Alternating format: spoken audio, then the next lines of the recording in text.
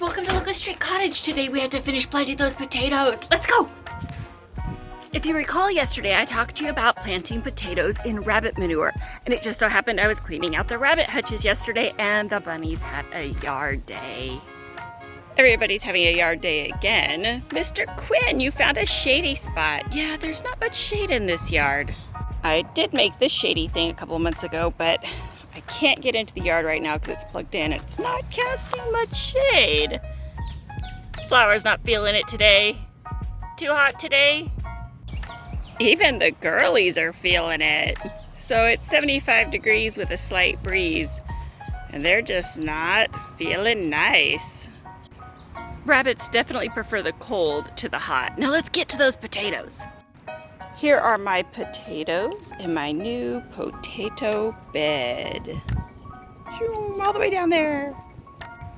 As you can see, I have potatoes planted right next to rabbit manure. This new potato bed literally tripled our potato growing area, which will be so wonderful because we had a week's worth of potatoes last year in our, I think it was 4x8 was how big that bed was. Not nearly big enough. So let me get those potatoes covered with dirt. Aha, one wagon full done. Just that left. This dirt's coming out of our old potato beds. Yeah, that was in there all winter. So let's take a second and talk about the difference between hot manure and cold manure. A cold manure mostly comes from animals that drop pellets, like rabbits and goats and sheep.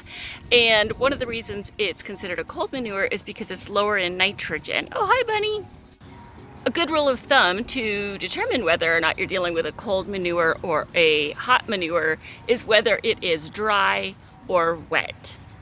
I can't even with you, Calico. You're so cute.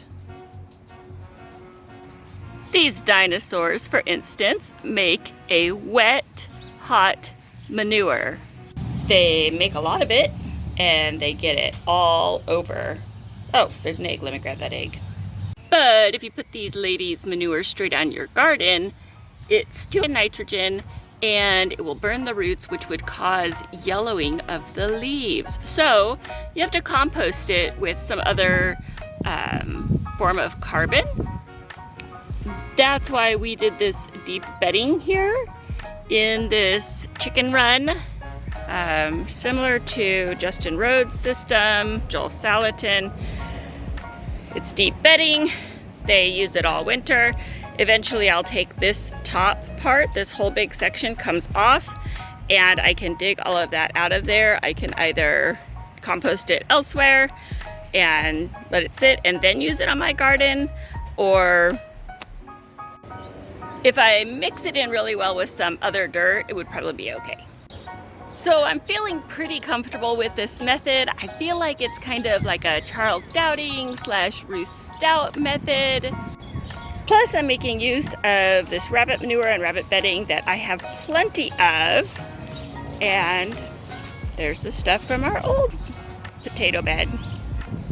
One more thing to note before it starts raining here, and I have to go inside, is you might hear the term hot compost. That's completely different. Hot compost is material that you plant your plants in that has been composting somewhere, and the inside heat has gotten so high that it's facilitated the composting, but now it needs to kind of cool down. You do not want to put your plants in soil that is 100 degrees or 110 degrees. Those temperatures are great for breaking down food and plant material, not so great for planting plant material. I gotta hurry up and get those potatoes planted before it starts to rain. Oh, look who came to visit me.